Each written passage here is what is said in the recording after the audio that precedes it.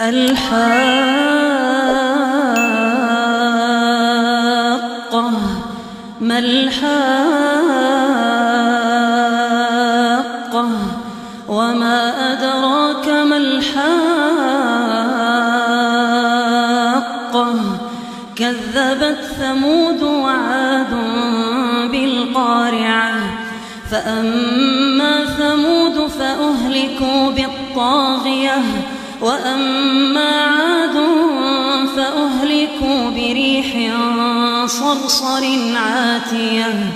سخرها عليهم 7 ليال و8 أيام حسوما فترى القوم فيها صرعا كأنهم أعجاز نخل خاوية فهل ترى لهم من باقية وجاء فرعون ومن قبله والمؤتفكات بالخاطئة فعصوا رسول ربهم فأخذهم أخذة رابية إنا لما طغى الماء حملناكم في الجارية لنجعلها لكم تذكرة وتعيها أذن واعية فإذا نفخ في الصور نفخة واحدة وحملت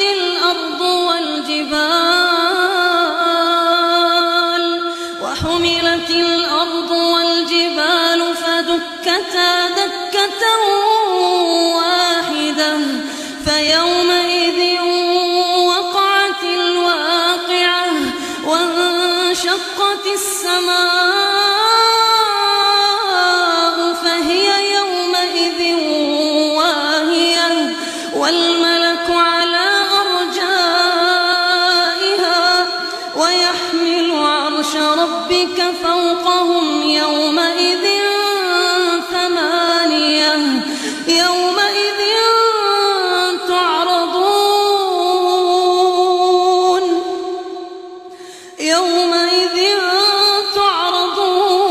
تعرضون لا تخفى منكم خافية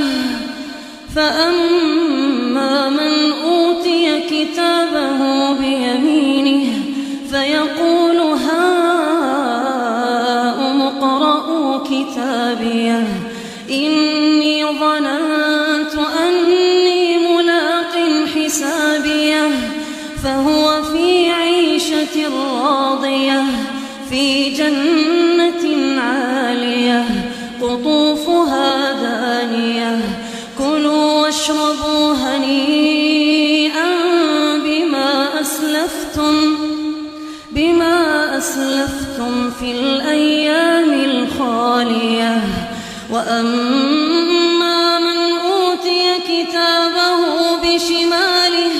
فيقول يا ليتني لم أوت كتابيه ولم أدر ما حسابيه يا ليتها كانت القاضية ما أغنى عني ماليه هلك عني سلطانيه خذوه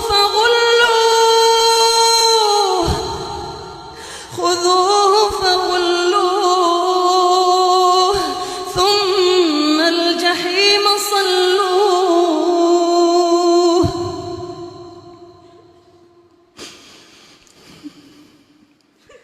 وأما من أوتي كتابه بشماله فيقول يا ليتني لم أوت كتابيه ولم أدر ما حسابيه يا ليتها كانت القاضية ما أغنى عني ماليه هلك عني سلطانيه خذوه